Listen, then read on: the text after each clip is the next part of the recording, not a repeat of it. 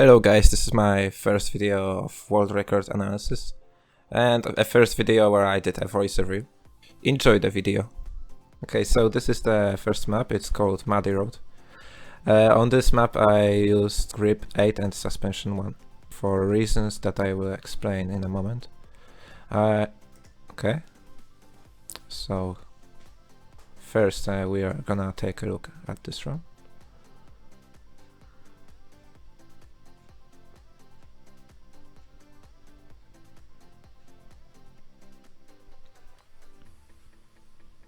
Okay, so let's start from the beginning. So what I was thinking there was to jump as late as possible on this land.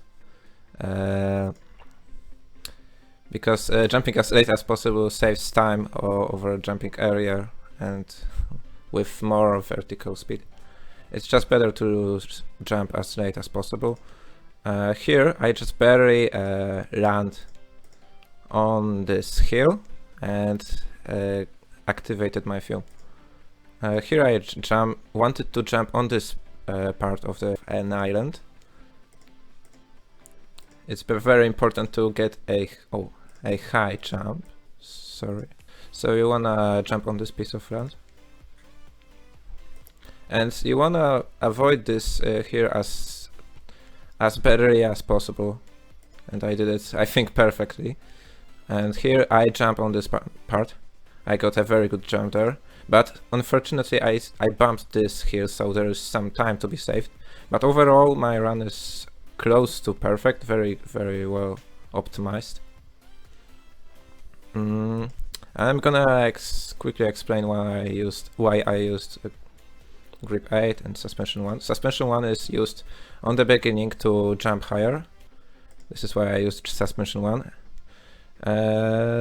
Grip 8 is used here because with grip 8 I slide more off hills, and also with suspension 1, also here I jump slightly higher than with max suspension, I think. I'm not sure if suspension 20 is better or worse, but suspension 1 does the job well, and I jump high here. And I think that's it for this track. Okay, here is the second track of this video. It's called Dust Valley, and let's see the run.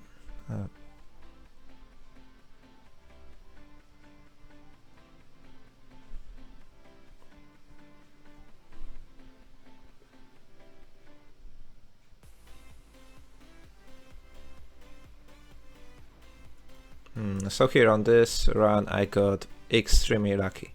On this run I used suspension 17 because after experimenting with many kinds of different suspension, I found 17 to work okay and I started going with it. On the very beginning I slowed down just barely here and then jump to, I guess, get slightly better jump. So here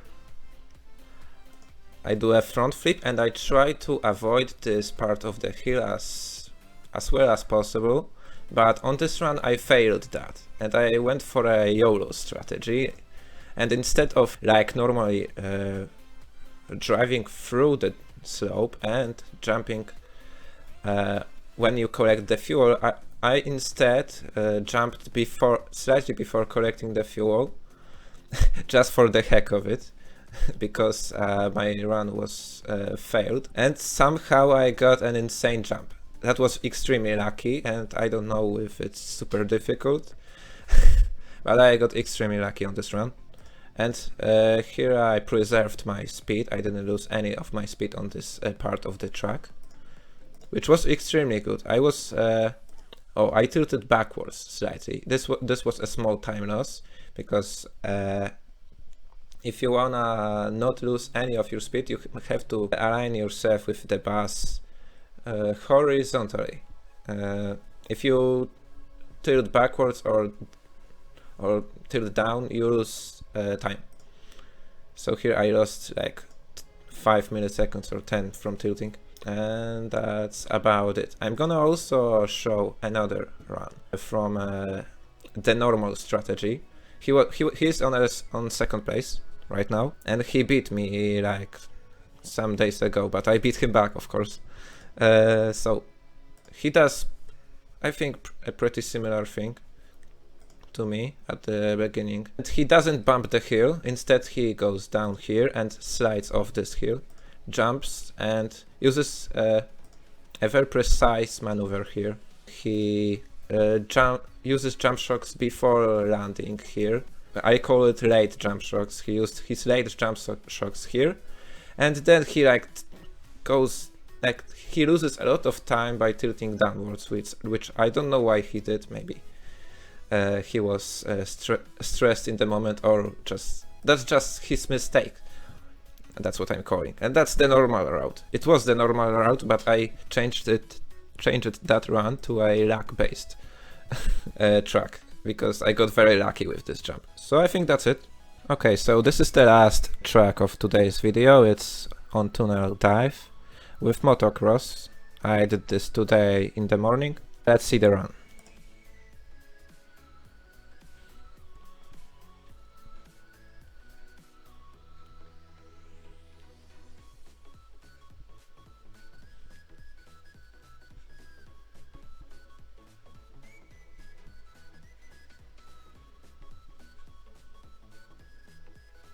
Okay, so that's it. Let's rewind.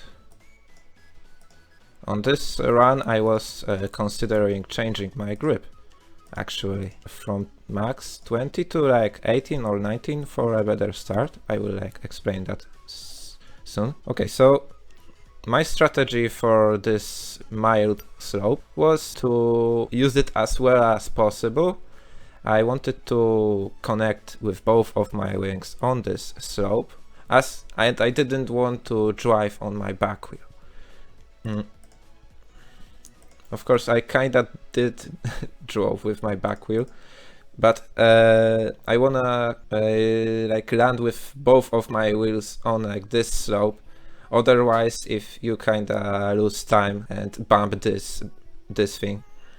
I got kinda lucky here, I guess. Here I go very high, so I quickly realized that and wanted to go down with my wings. So here I'm doing that. I got a higher run than usual. I got height, but I didn't have as much speed. You could get more speed, but less height. And if you go for speed, you might have a harder time landing here.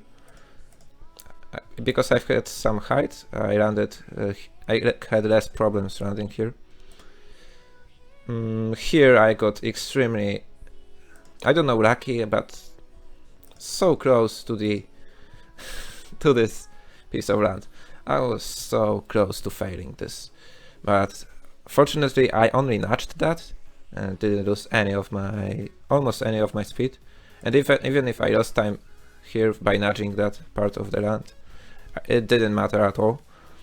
Here I got this fuel. So what's important about this fuel is that you don't want to go too high and you don't want to go too low. You go kinda in between. You draw this hyperbole with your motocross, I guess. That's the most optimal road. And what I should also add that in the beginning I was changing my grip, but eventually I figured out that a 20 grip is the best, and my tunes are just all max, all 20. Okay, so that's it for this run. Okay, so I forgot to point out that I used a heavyweight character model. All of my character parts are the biggest that I could have found. I found out that heavyweight is just slightly better than a lightweight, so that's why I used this skin. Also, I should point out that this run has a big lead over the second place and is extremely optimized. Pierre Linus did a very good run on this track.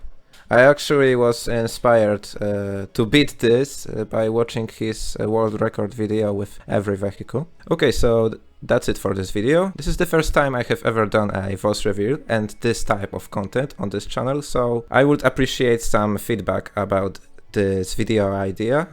Have a wonderful day or night and see you soon.